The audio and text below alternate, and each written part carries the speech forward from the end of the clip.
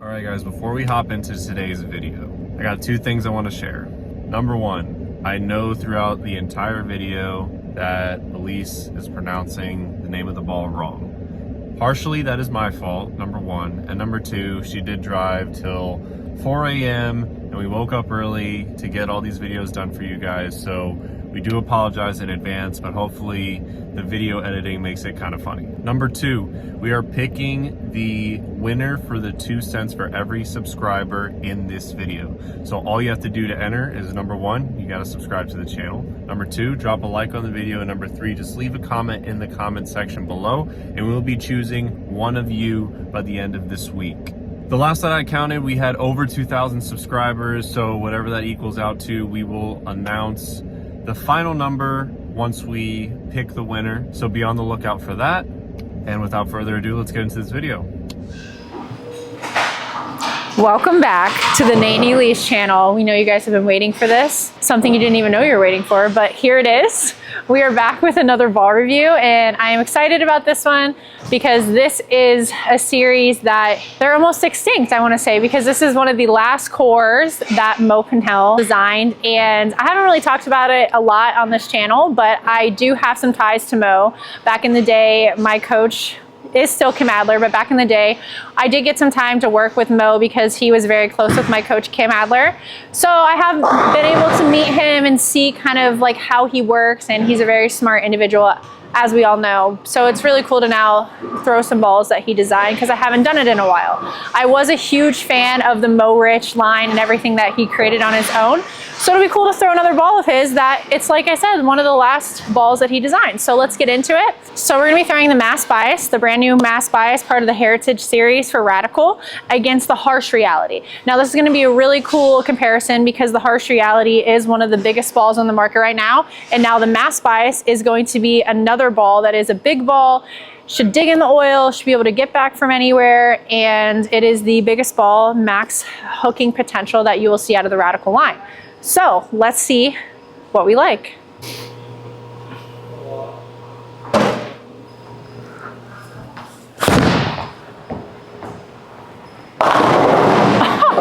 All right, we're gonna start with a bang here. Now, we are just bowling on a very typical house shot. There is a lot of friction to the right. So, as you know, if you've been here for a while, I wouldn't typically throw a ball like this on a house shot because, as you can see, I'm already very far left because I throw it slower. We're gonna really get to see the potential of this ball and see if I can still carry from super far left on a house shot and if it's still gonna save some energy. We're off to a good start. So when I got in, still dug through it, same result as the last one. I definitely need to bump up my speed a little bit with this.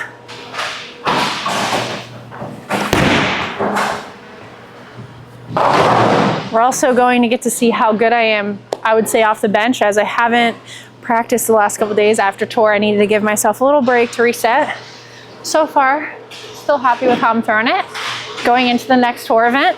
So I'm not gonna move off that last shot. I'm actually just going to try to actually bump up my speed a little bit more before I move more left and see if it will hold in the middle part of the lane. And I got it right. What I do see so far, and I've only thrown maybe 6-7 shots of this ball before we started this video, it is very continuous for a big ball for me. Like, I'm gonna be completely honest. For me, I start to see the ball really lose energy in the middle part of the lane when I'm throwing a big ball like this. I'm not seeing that right now. As you can see right there, I did get it very far right, and it still was clean. Meaning, yes, it still got there, but it was still sharp enough that I'm carrying. Typically, for me, that would still be a light 7 or a 10 pin. I still see it continuing through the pins to actually carry for me as deep as I am.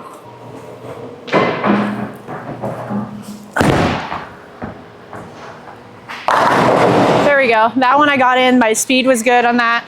So what I want to show you guys is, as you can see, there's glitter in the ball, in the cover.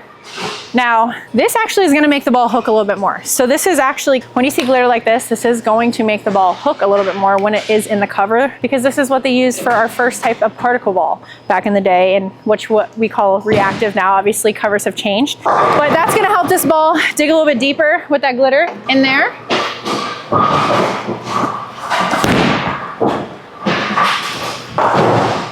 I'm going to do the same thing again. Just try to mount my speed and still have my rotation. So I'm gonna tuck my pinky a little bit because I am a little bit deeper. Should give the ball a little bit more length like that, so that was good.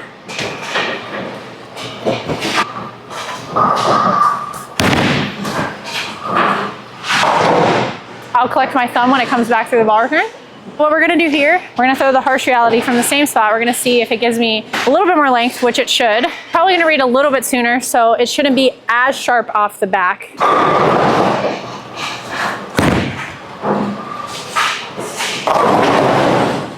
Give me a little bit more length.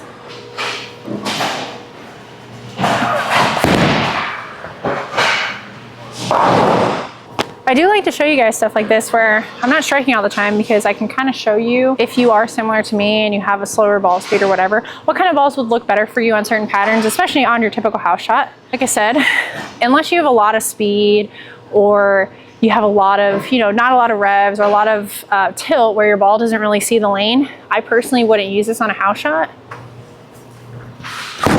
And I dumped it, but it's probably gonna hook and, yep, there it is. Those are my typical, how do I line up for those shots? But as you can see, where I kind of just got in the oil with not a lot of rev rate, it held and struck.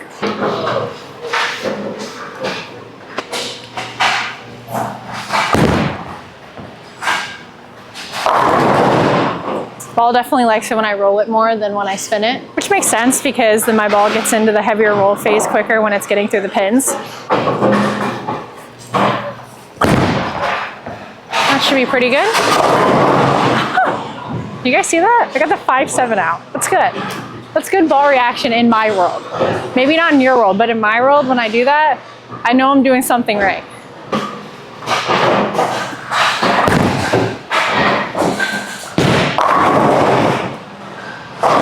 What I am seeing as this cover is taking up more oil, I am liking the shape of it. It's not reading as early. I can send it to the friction and it's not jumping off of it. So there are sometimes like that with covers that you do want to get a couple more games on it before you really see what it's really gonna do. So like out of the box, it's very aggressive, but now it's starting to tame down and give me a better shape throughout the pins and down the lane.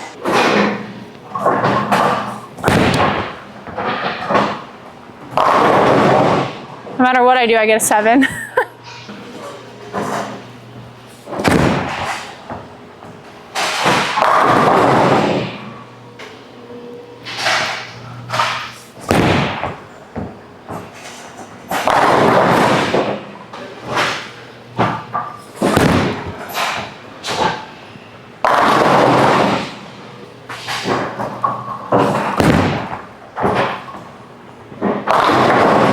Okay, 2 trip 4s.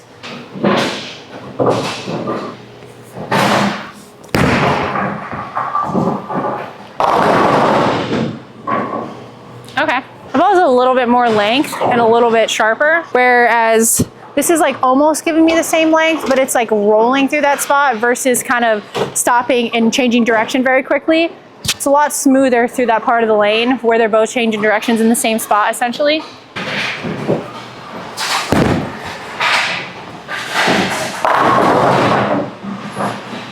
Looks pretty good to me.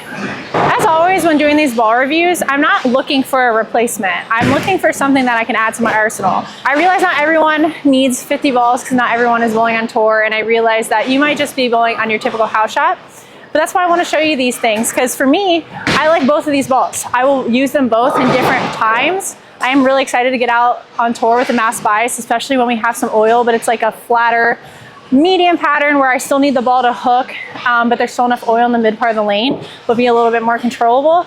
That's where this mass bias will fit in for me between my reality, my harsh realities, before I get into my weaker solids like the NV Tour or the IQ Tour, things like that before I get into my cleaner pieces. So I am excited for this ball. If you're in the market for a ball that is gonna hook and it's gonna keep hooking, the mass bias is gonna be that ball for you, especially if you're a Radical fan or a Mo Pinel fan. This is the ball you're gonna wanna get if you need a ball that is a step above one of your solids that you have now and you need some more hook. So go get your mass bias. Thank you to Brunswick for allowing me to give this opportunity to showcase these balls to you. And thank you to the Bowling Factory for allowing us to sneak in here and film these ball videos for you. I hope you guys enjoy it. Since you reached the end of the video, I do apologize for the abrupt ending. We were shooting this video and we shot it actually way earlier, so the ending kind of didn't make sense for the time that we were shooting it. So this is my attempt to make a proper ending. So thank you guys so much for watching. If you haven't already, smash that subscribe button, that like button, and leave a comment in the comment section below, because we are picking a winner of the 2 cent for every subscriber winner in this video. So enjoy Elisa's slow-mo.